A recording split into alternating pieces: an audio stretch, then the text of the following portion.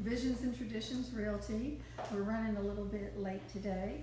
Sorry about that, but our segments are informative, so I appreciate your taking the time to watch, and wanted to first of all start off with a little tidbit of gossip. I don't know if you all know, but on April 12th, there's going to be another Houston Ballet Nutcracker Market going on. So get ready, get your shopping shoes and your shopping purse ready, and start now training for it, because you know how big and how long those things are. It'll wear you out, and spend your money. Also wanted to let you know that I think there's about 150 merchants that come from all over the nation and join that or rent space for that market. But in addition to that, 11% of their intake goes back to the Houston Ballet. So it's a great market. It's a great place to shop. It's a lot of fun, and the businesses do well, and they love coming here. So April 12th, we're going shopping again, and early Christmas, yay! Okay, and then I wanted to mention to you, hang on one second here. Alrighty. Last week we talked about home warranties a little bit and said we were going to get into it a little bit further today. And I know some people have commented, and I've talked to some people about this, and some people it's a yay and some people it's an A. I always, when I write a contract and I'm representing a buyer, I always ask the seller to purchase a home warranty for my buyer. I feel like, and when I represent a seller, what I tell the seller is, I feel like the home warranty is the seller's way of shaking the buyer's hand and saying, hey, look, I'm glad that you're buying my house, and whatever they've negotiated on repairs or whatever, but I'm doing everything I possibly can to make it easy for you to move in and by having a 1-year home warranty. So, but we need to discuss kind of about the home warranty and what they cover. Now remember, a home warranty is not homeowner's insurance. A home warranty covers parts, it covers appliances, it covers your air conditioner, it covers the water heater, it covers some electrical, but it does not cover underground plumbing, the plumbing outside, or say tree roots. I mean, some of us now I think everybody likes to look for houses or look at houses where there's mature trees, because it makes us feel good. And sorry, I'm down here kicking a water bottle, I'm gonna spill it. So you have to just remember that when you're buying a home warranty, it is limited on the things that it covers. And in addition to that, remember that personal property is not covered on the home warranty, and anything from flooding is not covered on the home warranty. So even if the house floods and your stove goes out or your dishwasher goes out, the home warranty is not going to cover that. That will all be through your homeowner's insurance.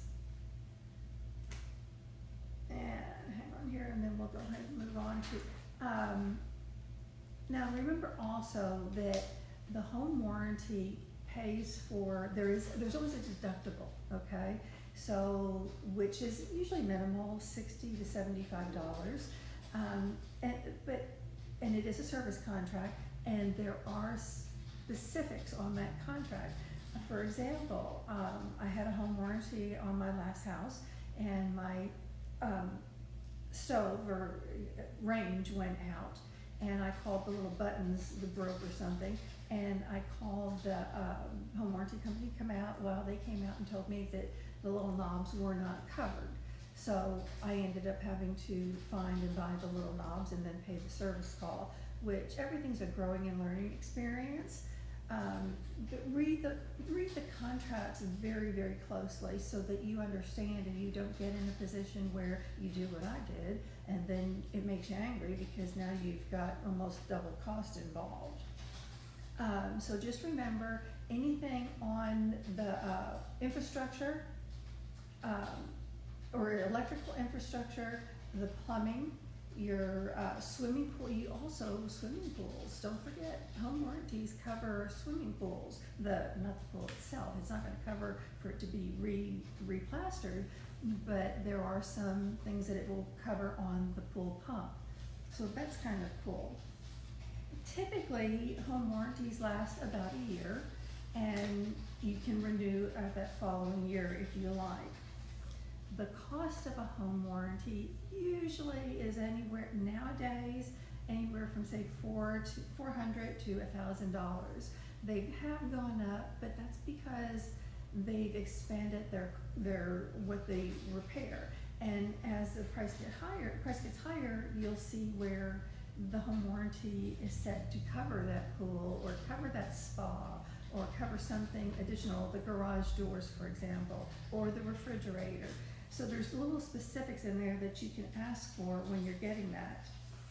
I don't know. What do you think? Do you think a home warranty is worth it? Yes or no? Who's out there, let's say? Anybody respond, what do you think? I'm waiting to hear an answer. I can't see that far. So we have Susan Johnson that's joined in, Mark McClure, Jordan Gomez, Terry Nicholson. Any of you guys think the home warranties are worth it? Cheyenne answered just now. Cheyenne Campbell-Sprouse, home warranties are so worth it. Oh, Cheyenne Campbell-Sprouse, she thinks that home warranties are worth it, and she's got a very good point. Cheyenne is with Redfish Inspections, who I absolutely adore, and from their point of view, when they do inspect a property, now, and this is a good point, I'm glad you tuned in, Cheyenne, because it just reminded me. When you're doing home warranties, if you're buying a house, be very, very careful. A lot of times I'll hear people say, oh, well, the dishwasher's on its last leg, or, oh, well, the air conditioner's, I know that it's low on Freon, it's got a leak. We'll just wait till we close and then we'll get the home warranty to pay for it. That's not gonna happen. The home warranty's not gonna cover it. Anything that's pre-existing, the home warranty will not cover. Anything that looks like it has been neglected will not be covered. The technician will go out there and they will make that call. And so be very, very careful on that. Do not think that anything that's broken after you buy the house, because they'll ask you for a copy of the inspection report. And the home warranty company may even say, before we can insure the house, we can authorize this warranty, you're gonna have to give us a copy of that inspection report. So keep that in the back of your mind. If you have any broken appliances or anything that bothers you when you're purchasing, just be sure you negotiate that out prior to, because it's not going to be with a home warranty. She wrote, we had a friend who had to have their pool pump replaced and it saved them $1,500. Yes, that's great. Yeah, and actually, I tell you what, my home warranty on my house now, and that's a really good point that you make as well. My home, I did buy the home that I am in now. I bought brand new, but you know how that goes. It may be brand new, but it doesn't mean that everything's always perfect, because things aren't made like they used to. You know how that saying goes.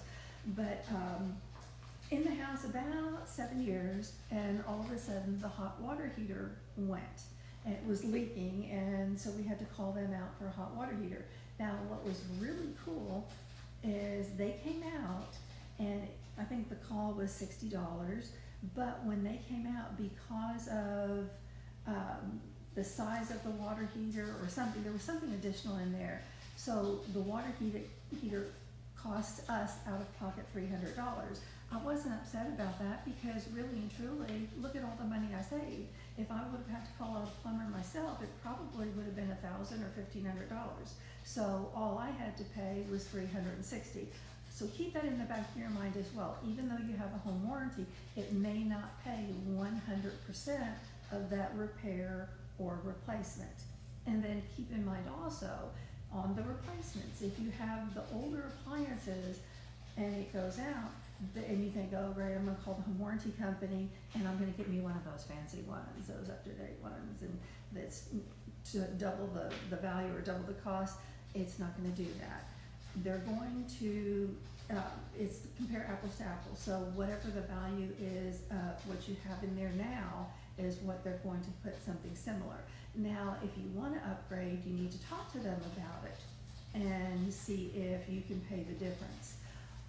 Also want to remind you that with the home warranty companies, they have contracts with service providers. They have contracts with air conditioning companies and contracts with plumbers and all of that out there. So when the contractor or when the service person comes out to the property, if you're not happy with that service person, don't stress that that's the only one that they can send out. Call your home warranty rep and let them know that it has not been a good experience, and they will send somebody else out to take care of your issues.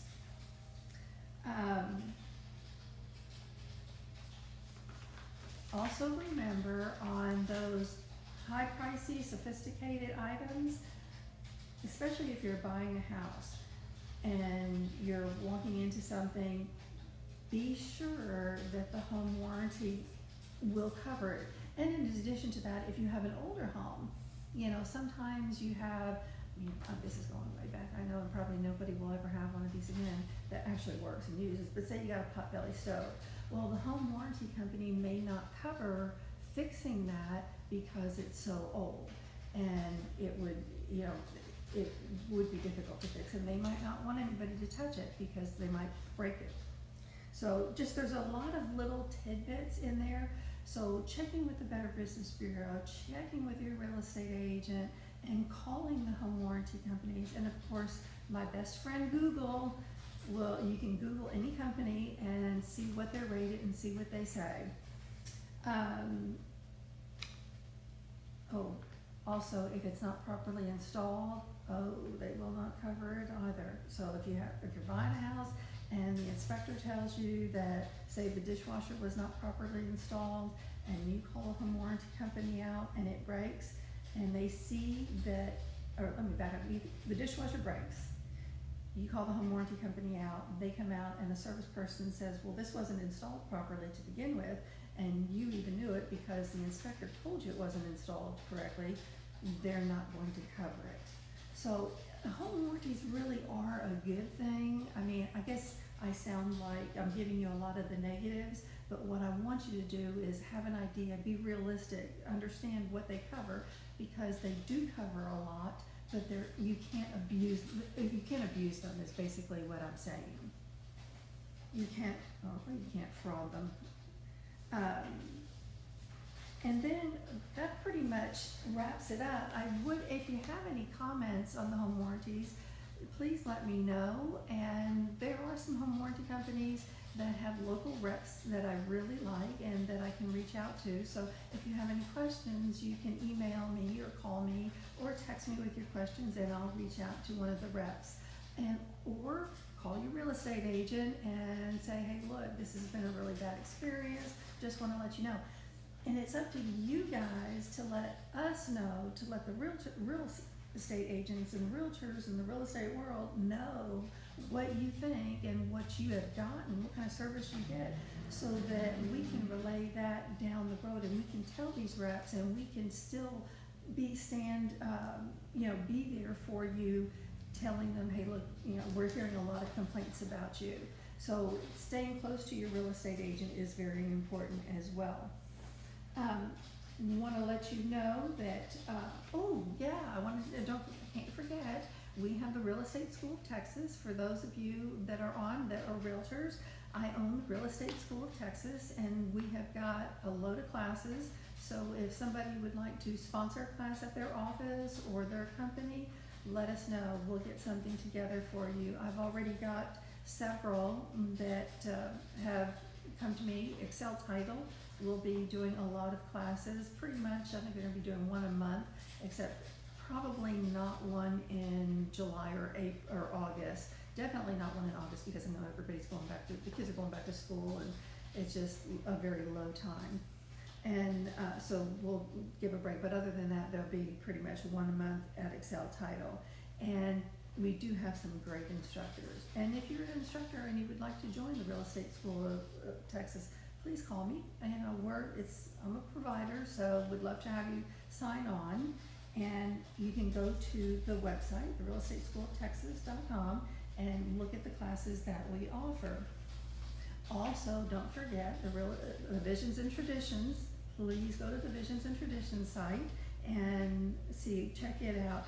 And wanted to let you know we're running a special this month. Well, we're going to go ahead and run it for a month, okay? And I know that we're a little bit into the month, but we're still going to do it. And because I mentioned Cultivate last month, and so we're going to expand our contest.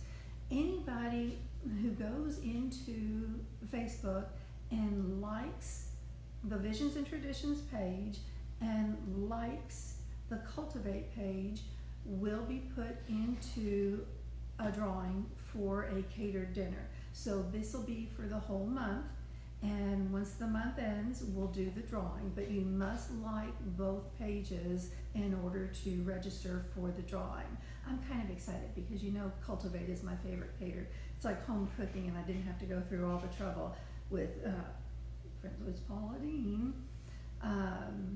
Also, let's see, wanted to let you know, I'm looking at my notes. I got notes now, little index cards, because my brain doesn't function full sometimes. You know how that goes. Next week, we're going to talk about how the majority of buyers coming are millennials. And I know everybody's always talking about millennials this, millennial that. So we're going to discuss millennials, and I'd love for you to join in and let me know your opinion, because I'm sure whatever business you're in, that you're working with some as well.